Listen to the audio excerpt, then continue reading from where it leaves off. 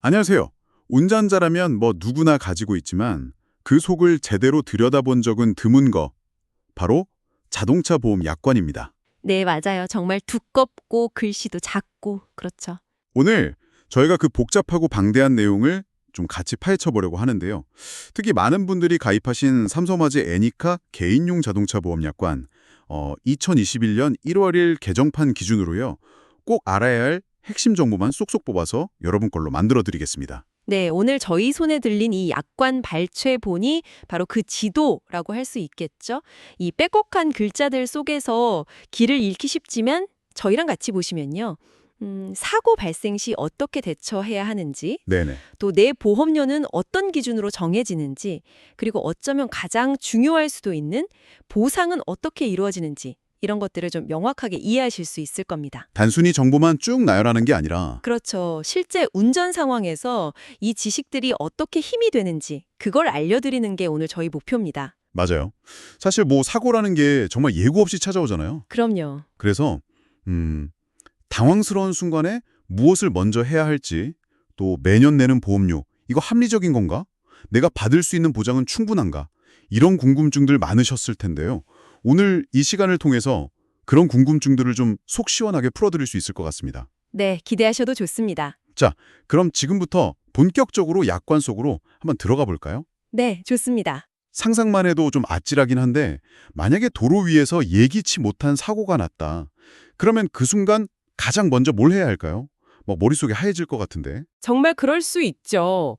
그래서 약관에서도 가장 먼저 강조하는 것이 바로 즉시 정차 후 사고 상황 확인입니다. 즉시 정차요? 네. 내가 가해자인지 피해자인지 뭐 그런 걸 떠나서요. 사고가 났으면 무조건 그 자리에 멈춰서는 게 첫 번째 원칙이에요. 계속 가면 그게 뺑소니로 오해받을 수도 있고요. 또 더 큰 위험을 만들 수도 있으니까요. 일단 멈춰서서 상황을 파악하는 게 중요하군요. 아, 그 다음은요? 다음은 지체 없이 부상자 구호 조치를 해야 합니다. 주변을 빨리 살펴서 혹시 다친 사람은 없는지 확인하고 만약 부상자가 있다면 상태를 봐서 119에 바로 신고하고 또 필요한 응급 조치를 해야겠죠. 그렇죠. 약관에서도 이 부분을 굉장히 중요하게 다룹니다. 뭐 차량 파손도 중요하지만 사람이 먼저니까요. 맞아요. 사람 안전이 제일 중요하죠. 부상자 구호 조치를 했다면 그 다음에는 뭘 해야 할까요? 흔히 말하는 증거 확보 이런 건가요? 정확합니다. 정황 증거 확보. 이게 정말 중요해요. 요즘은 뭐 다들 스마트폰 가지고 계시니까 사고 현장을 여러 각도에서 사진이나 영상으로 남겨두는 것이 필수입니다. 아, 그냥 파손된 부분만 딱 찍으면 안 되는 거군요. 네, 그렇죠. 단순히 파손 부위만 찍는 게 아니라 차들이 어느 방향으로 가고 있었는지, 도로 상황은 어땠는지, 신호등 상태, 혹시 바닥에 바퀴 자국 같은 거 있잖아요. 스키드 마크? 그런 것까지 최대한 상세하게 기록해두는 게 좋습니다. 아하, 전체적인 상황을 알 수 있겠군요. 스프레이 같은 걸로 막 표시하기도 하던데요. 네, 그것도 좋은 방법이죠. 가능하다면 스프레이 페인트 같은 걸로 사고 당시 차량의 위치를 도로 위에 표시해두면 나중에 그 과실 비율 따질 때 아주 중요한 증거가 될 수 있습니다. 네네. 그리고 주변에 혹시 목격자가 있다면 정중하게 연락처를 좀 확보해두는 것도 잊지 말아야 하고요.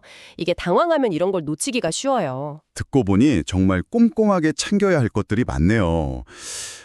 증거 확보 후에는 사고 차량을 그대로 둬야 하나요? 아니면 옮겨야 하나요? 증거 확보가 어느 정도 끝났다고 판단되면 2차 사고를 막기 위해서 안전한 장소로 차량 이동이 필요합니다. 특히 막 도로 한가운데 있거나 하면 위험하잖아요. 그렇죠. 그럴 땐 신속하게 갓길이나 안전한 곳으로 차를 옮기고 시동을 끄는 게 중요합니다. 물론 이것도 주변 잘 살피면서 안전하게 해야 하고요. 마지막으로 경찰 신고는 필수인가요? 뭐 경미한 사고일 때는 그냥 보험 처리만 하고 끝내는 경우도 본 것 같아서요. 네, 그 약관상으로는요. 차량만 파손된 게 분명하고 또 도로에서 위험 방지 조치나 소통을 위한 조치를 다 했다면 반드시 경찰에 신고할 의무는 없다고는 돼 있어요. 아, 그래요? 하지만 사고 원인이나 과실에 대해서 서로 좀 의견이 다르다거나 나중에 뭐 예상치 못한 문제가 생길 수도 있잖아요. 그런 걸 방지하려면 경찰에 정식으로 신고하고 사고 사실 확인원 같은 걸 받아두는 게 여러모로 유리할 수 있습니다. 특히 사람이 조금이라도 다쳤다면 그건 반드시 신고해야 하고요. 그렇군요. 그리고 이 모든 과정과는 별개로 가장 확실한 조치는 역시 삼성화재 고객콜센터 운영되니까요. 사고 발생 즉시 연락해서 접수하고 전문가 안내를 받는 게 가장 중요하다고 할 수 있겠습니다. 네, 사고시 대처 요령 이거 정말 중요하네요. 다시 한번 정리하면 즉시 정차, 부상자 구호, 증거 확보, 안전이동, 그리고 보험사 연락 이거 꼭 기억해둬야겠습니다. 자, 그럼 다음 주제로 넘어가 볼까요? 바로 우리 지갑 사정과 아주 밀접한 문제죠. 자동차 보험료입니다. 매년 갱신할 때마다 아니 내 보험료는 왜 이럴까 궁금했던 분들 많으실 텐데요. 어떤 기준으로 정해지는 건가요? 자동차 보험료는 크게 보면 두 가지 축으로 결정된다고 보시면 돼요. 하나는 운전자 관련 요인이고 다른 하나는 자동차 관련 요인입니다. 운전자랑 자동차요? 네, 약관에 명시된 기준들을 좀 살펴보면 운전자 요인으로는 가입자의 나이가 중요합니다. 보통 이제 연령이 낮을수록 사고 위험이 좀 높다고 보니까 보험료가 비싸죠. 그렇죠. 또 성별, 그리고 보험 가입 경력. 처음 가입하면 아무래도 할증이 좀 붙거든요. 그리고 교통법규 위반 경력, 과태료나 범칙금 낸 기록 같은 거요. 그리고 가장 중요한 사고 발생 실적이 종합적으로 반영됩니다. 당연히 지난 몇 년간 보통 3년 정도 보는데요. 사고 없이 안전운전을 했다면 보험료가 할인되겠죠. 아, 운전 습관이나 경력이 보험료에 직접 영향을 미치는군요. 그럼 자동차 관련 요인은 어떤 것들이 있을까요? 차량 자체의 특성도 중요합니다. 자동차의 종류, 예를 들어 승용차냐, 화물차냐 이런 거요. 그리고 차량 모델 및 등급, 배기량, 2000cc냐 이런 거요. 또 차량 가액, 그러니까 보험 가액 금액이죠. 그리고 자동차의 사용 용도, 이게 개인 출퇴근용인지 아니면 업무용인지 이런 것 등이 보험료 산정에 영향을 미칩니다. 아무래도 고가 차량이나 사고 났을 때 수리비가 많이 나오는 차종 또는 운행거리가 많을 걸로 예상되는 용도의 차량은 보험료가 좀 더 높게 책정될 수 있겠죠. 그렇군요. 그럼 이 보험료를 조금이라도 아낄 수 있는 방법은 없을까요? 약관 속에 숨겨진 할인 팁 같은 거요? 당연히 있습니다. 가장 대표적이고 또 효과적인 방법 중 하나가 운전자 범위 한정 특약이라는 거예요. 운전자 범위 한정. 네, 말 그대로 이 차를 운전할 수 있는 사람의 범위를 좁히는 건데요. 예를 들어 김영 피보험자 1인 한정 특약은 보험증권에 이름이 딱 적힌 주 운전자 한 사람은 운전하도록 제한하는 대신에 보험료를 할인해 주는 겁니다. 아, 김영 피보험자. 말이 좀 어렵게 들리는데 그냥 그 보험 가입할 때 주로 운전하는 사람으로 등록된 그 사람 맞죠? 맞습니다. 보험 계약의 주체가 되는 운전자라고 생각하시면 쉽습니다. 이 범위를 부부 한정이나 가족 한정 등으로 넓힐수록 할인율은 조금씩 줄어들지만 그래도 그냥 누구나 운전 가능으로 설정하는 것보다는 훨씬 저렴해집니다. 네네. 여기서 좀 재미있는 점은 약관상 가족의 범위가 꽤 넓다는 건데요. 김영 피보험자의 부모님, 양부모님, 심지어 배우자의 부모님까지 포함되고요. 배우자, 자녀, 그리고 며느리나 사위까지도 가족 범위에 해당돼서 운전이 가능합니다. 그러니까 본인 상황에 맞게 잘 설정하는 게 중요하겠죠. 오, 가족 범위가 생각보다 넓네요. 그럼 그 나이 제한하는 것도 있잖아요. 네, 운전자 연령 한정 특약도 중요한 할인 요소입니다. 운전 가능한 최저 연령을 정하는 건데요. 예를 들어 만 26세 이상 한정 이렇게 설정하면 만 26세 미만인 사람은 이 차를 운전할 수 없는 대신 보험료가 할인되는 거죠. 아하. 만 21세, 22세, 24세, 26세, 30세, 35세, 48세 등등 다양한 연령 기준이 있고요. 설정하는 연령이 높아질수록 할인폭은 더 커집니다. 그럼 운전자 범위랑 연령을 잘 조합하면 할인을 꽤 받을 수 있겠네요. 그 외에 또 주목할 만한 할인 특약이 있을까요? 그럼요. 약관에는 정말 다양한 할인 제도가 마련되어 있습니다. 실제 주행거리가 적을수록 보험료를 돌려주는 마일리지 특약. 이건 이제 많은 분들이 알고 계시죠? 네, 저도 그거 가입했어요. 그렇죠. 또 블랙박스를 달면 할인해주는 특약도 아주 일반적이고요. 이 외에도 만 5세 이하 자녀가 있거나 임신 중인 경우 할인해주는 자녀 할인 특약도 있고요. 기초생활수급자 같은 일정 소득 기준 이하인 분들을 위한 서민 우대 할인 특약도 있습니다. 그리고 또 하나, 사고 수리할 때 중고 부품, 그러니까 친환경 부품 사용에 동의하면 수리비의 일정 비율을 돌려주는 특약도 있어요. 와, 친환경 부품 할인도 있어요? 네, 이런 특약들은 가만히 있으면 적용되는 게 아니라 본인이 해당되는지 꼼꼼히 확인하고 신청해야 하는 거니까 중요합니다. 특히 그 서민 우대 할인 같은 경우는 대상인데도 모르고 놓치는 분들이 꽤 있다고 하더라고요. 꼭 체크해 보시면 좋겠습니다. 와, 정말 챙겨야 할 할인 혜택이 많네요. 마일리지 특약은 알았는데 자녀 할인, 서민 할인, 친환경 부품 할인까지 이거 꼼꼼히 안 살펴보면 나만 손해볼 수도 있겠어요. 자, 그럼 이제 많은 분들이 가장 궁금해하실 보상 문제로 넘어가 보겠습니다. 만약 사고가 나서 내 차나 상대방 차가 파손됐다면 수리비는 어떻게 처리되나요? 무조건 새 부품으로 교체해 주는 건가요? 그 부분이 많은 분들이 좀 오해하시는 지점인데요. 약관을 보면 특히 그 외장 부품에 경미 손상이 발생했을 경우에는요, 무조건 새 부품으로 교체하는 게 아니라 보험개발원이 정한 기준에 따라서 보건 수리를 우선하도록 되어 있습니다. 보건 수리요. 네, 뭐 살짝 끓기거나 찌그러진 정도인데 범퍼를 통째로 바꾸거나 하는 그런 과잉 수리를 막기 위한 조치라고 보시면 됩니다. 경미 손상 기준이라는 게 구체적으로 어떤 건가요? 좀 예를 들어 주실 수 있나요? 예를 들어서 가장 흔하게 손상되는 플라스틱 범퍼의 경우에요. 손상 정도에 따라 세 가지 유형으로 나뉩니다. 1유형은 그냥 겉에 투명 코팅막만 살짝 긁힌 경우. 이때는 범퍼를 떼어내지 않고 광택 작업, 그러니까 폴리싱으로 복원합니다. 아, 광택으로요. 네, 2유형은 색깔 있는 도장면까지 까진 경우인데요. 이때는 부분 도색 같은 보수 도장을 하게 되고요. 3유형은 아예 플라스틱 소재 자체가 좀 패이거나 찢어진 경우. 이때는 퍼티 작업이나 용접 같은 걸로 형태를 복원한 다음에 도색을 합니다. 마치 우리 피부 상처 깊이에 따라서 연고 바르거나 꿰매거나 하는 치료법이 다른 거랑 좀 비슷하다고 생각하시면 이해가 쉬우실 거예요. 네. 후드, 그러니까 보닛이나 펜더, 도어 같은 다른 외장 부품들도 비슷한 기준이 적용됩니다. 아하, 흠집 깊이에 따라서 수리 방법이 달라지는 거군요. 그럼 부품 교체는 아예 안 해주는 건가요?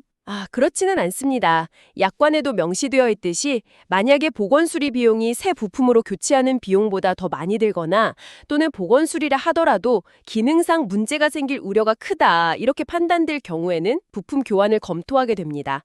어디까지나 좀 합리적인 범위 내에서 원상복구를 하는 것이 원칙인 거죠. 그렇군요. 그럼 사람이 다치는 대인 배상 경우는 훨씬 복잡할 것 같은데요. 만약 사망 사고가 발생하면 보상은 어떻게 이루어지나요? 네, 대인 배상은 정말 항목도 많고 계산도 좀 복잡합니다. 약관의 그 별표일 대인 배상 지급 기준을 보면요. 사망 시에는 우선 장례비로 500만 원이 지급됩니다.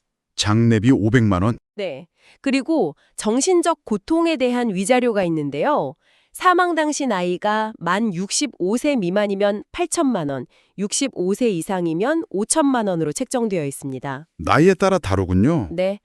여기에 더해서 중요한 것이 상실 수익액입니다. 상실 수익액이요. 그건 뭔가요? 사고가 없었다면 피해자가 장래에 벌어들일 수 있었을 소득, 그걸 보상해주는 개념이에요. 계산 방식이 꽤 복잡한데요. 피해자의 월 평균 현실 소득에서 생활비, 보통 소득의 3분의 1 정도를 빼고요. 그 금액에다가 정년, 기본은 65세인데 농어업인 같은 경우는 70세까지 인정 가능하고요. 그 정년까지 남은 기간에 해당하는 라이프니츠 계수라는 걸 곱해서 산정합니다. 라이프니츠 계수요? 용어가 너무 어려운데요. 그건 왜 곱하는 거죠? 네, 용어가 어렵죠. 쉽게 말하면 미래에 쭉 나눠받을 돈을 현재 시점에서 한꺼번에 받게 되잖아요. 네. 그러니까 그 기간 동안에 이자 같은 걸 공제해서 현재 가치로 할인하는 개념이라고 보시면 됩니다. 네.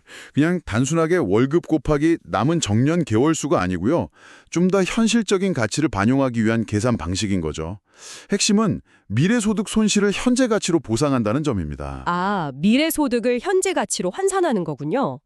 그럼 부상만 당했을 때는 어떻게 보상이 되나요? 부상의 경우에도 약관 기준에 따라서 여러 항목이 지급됩니다. 당연히 병원 치료비 같은 치료관계비는 지급되고요. 정신적 고통에 대한 위자료도 상해 등급이라고 1급부터 14급까지 있거든요. 그 등급에 따라서 차등 지급됩니다. 예를 들면 가장 심한 1급은 2천만 원, 가장 경미한 14급은 15만 원, 뭐 이런 식이죠. 등급별로 차이가 크네요. 네, 또 입원 때문에 일을 못해서 소득이 줄어든 부분에 대해서는 휴업손해라고 해서 입원 기간 동안 실제 수입 감소액의 85%를 보상합니다. 입원 기간 동안 소득 감소분의 85%요? 맞습니다. 그럼 만약에 사고로 장애가 남게 되면요? 만약 치료 후에도 영구적인 후유장애가 남는다면 사망 시와 유사하게 상실 수익액을 추가로 보상받게 됩니다. 이때는 맥브라이드 평가 방식이라는 의학적 기준에 따라서 노동 능력을 몇 % 상실했는지 이걸 노동 능력 상실률이라고 하는데요. 이걸 평가하고 그걸 바탕으로 장래 소득 손실분을 계산합니다. 맥브라이드 방식, 이것도 어렵네요. 네, 이것도 결국 의사가 이 부상으로 인해서 이전처럼 일할 수 있는 능력이 이만큼 줄었습니다라고 객관적으로 평가하는 기준이라고 이해하시면 됩니다. 소득 증빙이 좀 어려운 경우에는 통계청 발표 기준에 따른 일용 근로자 임금을 기준으로 계산하는 등 세부 기준들이 약관에 상세히 마련되어 있습니다. 그렇군요. 대인배상은 정말 복잡하지만 치료비 외에도 위자료, 휴업손해, 그리고 후유장애 시 상실 수익액까지 보상받을 수 있다는 거네요. 그럼 자동차 같은 재물이 손상된 대물배상은 어떤 기준인가요? 아까 경미손상 기준은 들었고요. 대물배상의 경우 약관의 별표 2 대물배상 지급 기준을 보면요. 수리가 가능한 경우에는 수리 비용을 지급하는데요. 이것도 무한정 지급하는 건 아니고 사고 직전 차량 가액의 120%를 한도로 합니다. 차량 가액의 120%요? 다만 매용 연수, 차량 수명이 지난 차량이나 특정 사후용 차량 같은 일부 예외적인 경우에는 130%까지 한도가 늘어나기도 합니다. 만약에 수리 비용이 이 한도를 넘거나 아예 수리가 불가능하다고 판단될 경우에는 사고 직전 차량 가액에 상당하는 금액, 이걸 교환 가액이라고 하는데요. 그걸 보상합니다. 쉽게 말하면 그냥 중고차 시세만큼 물어주는 거죠. 수리 기간 동안 차를 못 쓰게 되면 불편하잖아요. 그 기간 동안 렌터카 같은 건 지원해 주나요? 네, 중요한 부분이죠. 수리 기간 동안 차량을 사용하지 못할 때 피해 차량과 동급의 대여 자동차, 그러니까 렌터카를 빌리는데 드는 통상적인 요금, 이걸 대차료라고 하는데요. 이걸 지급합니다. 다만 동급 차량 중에서도 가장 저렴한 요금을 기준으로 하고요. 인정 기간에도 한도가 있습니다. 보통 수리가 가능하면 최대 25일, 정비 시간이 160시간을 넘어가면 최대 30일까지고요. 수리가 불가능한 경우에는 10일간의 대차료를 인정합니다. 만약 렌터카를 빌리지 않으면 아무 보상도 없나요? 대중교통을 이용할 수도 있잖아요. 좋은 질문입니다. 만약 대차, 즉 렌터카를 이용하지 않는다면 해당 차량을 빌렸을 때 통상적인 대차료의 35%에 상당하는 금액을 교통비로 지급받을 수 있습니다. 렌터카가 굳이 필요 없는 상황이라면 교통비로 받는 게 더 유리할 수도 있겠죠. 교통비, 그것도 괜찮네요. 그리고 또 하나, 사고 나면 중고차 값이 떨어진다고들 하잖아요. 이런 손해도 보상받을 수 있나요? 네, 그 부분도 약관에 명시되어 있습니다. 바로 자동차 시세 하락 손해인데요. 모든 차량에 다 해당되는 건 아니고요. 출고된 지 5년 이하인 자동차가 사고로 인해서 입은 수리 비용이 사고 직전 자동차 가액의 20%를 초과하는 경우에 지급됩니다. 조건이 있군요. 출고 5년 이하, 수리비가 차값의 20% 초과. 네, 맞습니다. 이것도 연차에 따라서 지급 비율이 다른데요. 출고 후 1년 이하라면 수리비의 20%, 1년 초과 2년 이하라면 수리비의 15%, 2년 초과 5년 이하라면 수리비의 10%를 시세 하락 손해로 추가 보상받을 수 있습니다. 생각보다 이 내용을 모르시는 분들이 많으니까 해당되신다면 꼭 챙기셔야 합니다. 출고 5년 이내 차량이고 수리비가 좀 많이 나왔다면 시세 하락 손해까지 보상받을 수 있군요. 이거 정말 중요한 정보네요. 그런데 이렇게 보상 기준을 다 알아봤는데 혹시 보상 금액이 좀 깎이는 경우도 있나요? 물론입니다. 아주 중요한 원칙이 있는데요. 바로 과실상계입니다. 약관의 별표 3, 과실상계 등 부분을 보면 자세히 나와 있는데 쉽게 말해서 교통사고는 보통 쌍방과실인 경우가 많잖아요. 그렇죠. 이때 피해자에게도 사고 발생에 대한 책임, 즉 과실이 있다면 그 과실 비율만큼 전체 손해배상금에서 공제하고 지급한다는 원칙입니다. 예를 들어서 총 손해액이 100만 원인데 피해자 과실이 20%다. 그러면 80만 원만 보상받게 되는 거죠. 내 잘못이 조금이라도 있으면 그만큼 보상금이 줄어드는 거군요. 그럼 동승자는 어떻게 되나요? 같이 타고 있던 사람도 과실이 적용되나요? 동승자의 경우에도 무조건 전액 보상받는 건 아닙니다. 약관의 별표사, 동승자 유형별 감액 비율 표를 보면요. 운전자의 운행 목적이나 동승하게 된 경위, 그리고 동승자가 안전벨트를 맸는지 여부 등에 따라서 보상금이 감액될 수 있습니다. 아, 동승자도 감액이 될 수 있다고요? 네, 예를 들어서 운전자가 음주운전인 걸 알면서도 같이 탔다면 최대 40%까지 감액될 수 있고요. 안전벨트를 안 맸다면 또 감액될 수 있습니다. 뭐 무단으로 탔다거나 그냥 호의로 태워준 경우인지 이런 것도 감액에 영향을 미칩니다. 과실상계와 동승자 감액, 이것도 꼭 알아둬야 할 부분이네요. 자, 그럼 반대로 보험에 가입했어도 아예 보상을 못 받는 경우도 있겠죠? 어떤 경우에 보험 처리가 안 되나요? 네, 보험이라고 뭐 모든 사고를 다 해결해주는 만능은 아니죠. 약관에는 보험금을 지급하지 않는 사유, 즉 면책 조항들이 명확히 규정되어 있습니다.